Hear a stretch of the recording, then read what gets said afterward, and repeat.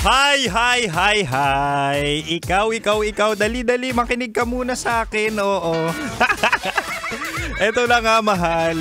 Huhulaan ko lang naman. Ikaw ay nasa relasyon na kung saan ikaw naman ay talaga nga namang kinikilig. Di ba? Inaalagaan, check din naman. At sinusubuan o binubusog. Ng alin? Ng pagmamahal. Di ba present naman yun?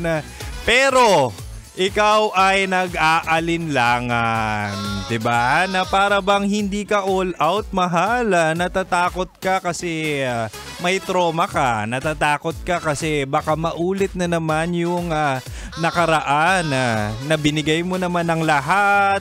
Di ba? Tapos consistent at performance level ka naman, pero ang ex mo ay talaga nga namang iniwan ka pa rin.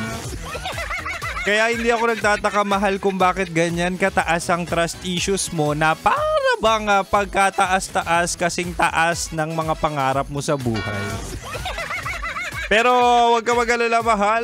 Ngayong Friday night, makakasama mo ang spicy opa mo sa radyo na kapag natikman mo, hanap-hanapin mo.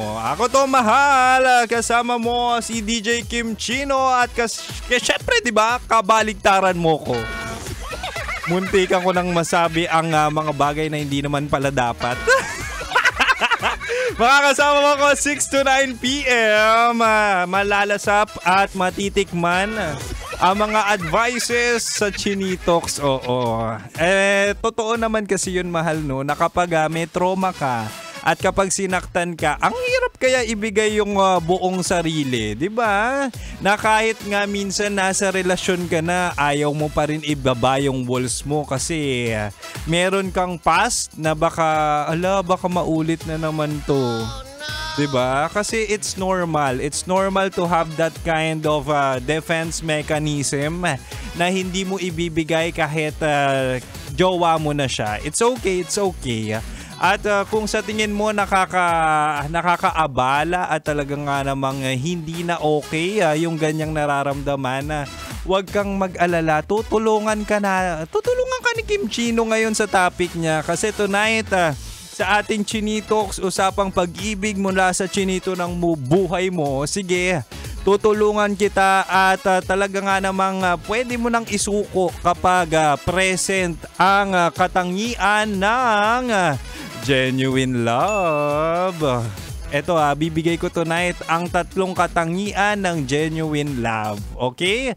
So una, mahal, genuine love na yan kapag tanggap ka niya ng buo. Ito na yung kahit imperfections mo or yung flaws mo ay talaga nga na mga mahal na mahal niya na. So pati yung insecurities mo, yung bad habits mo, o minsan kung mabaho ka man, okay lang sa kanya.